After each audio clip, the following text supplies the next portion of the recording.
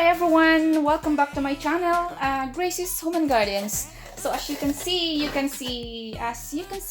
I have recycled material here, plastic jug, juice jug, milk jug, whatever, that I am going to use for my winter sowing. The most easy and cheapest way to do your seed starting.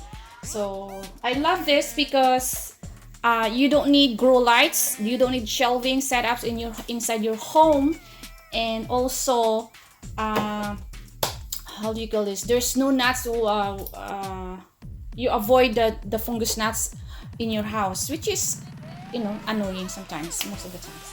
But anyway, all you need is your recycled material, a scissor or maybe a knife, to cut. You have this lying around in your house, and at least a tape to cover it up, and of course your potting soil.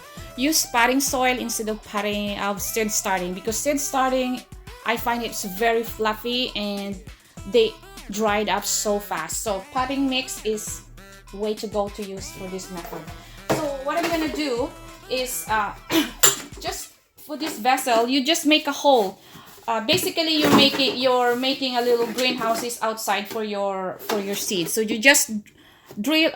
You can use a drill or just a knife to make a hole for your drainage. So you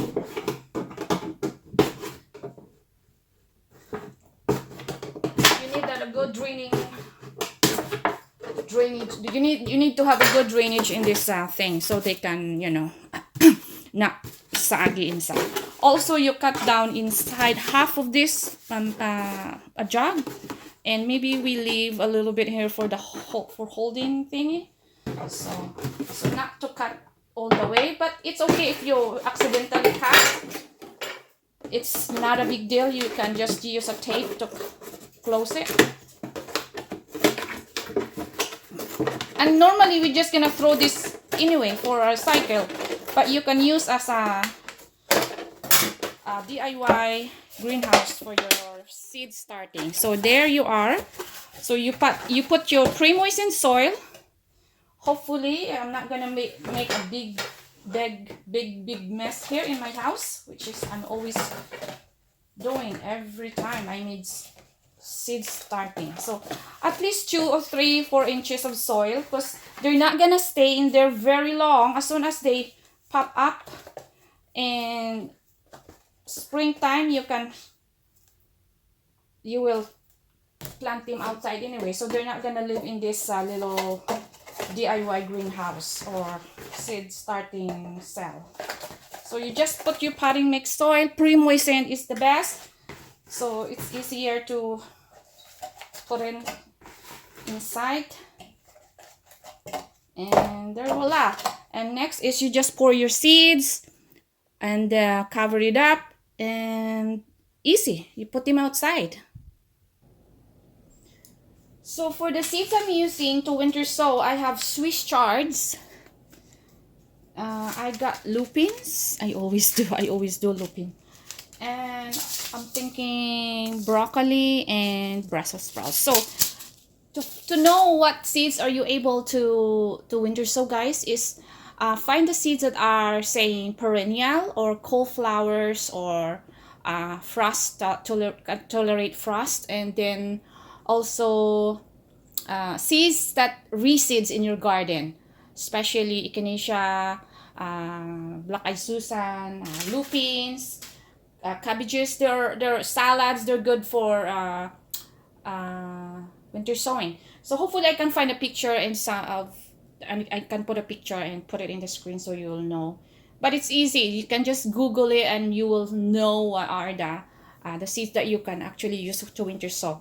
Because what it is, guys, you're mimicking the natural effect that your flowers can drop seeds in your garden, and you will find out next year you have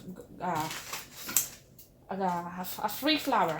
So for this lupin here, I'm gonna use this one because it's not a lot of seeds, but it's okay because I can also share this to my friends if I have a lot. But anyway, I'm just sprinkle the seeds on top. They're pretty big seeds, and this lupins is biennial. So I will plant this year, and next year it will flower for me. So I'm just gonna cover the seeds a little bit of, because these are big seeds. So a little bit of dirt in it, and voila. So next, my Swiss charts and my cabbages. So once you put your seeds, you use your tape to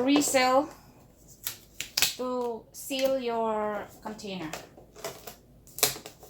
You know, last year, guys, I tried to use cardboard and just covered it with the plastic on top. They actually did pretty good. That's where I put my lupin. So yeah, it works for me. And also recycled pots.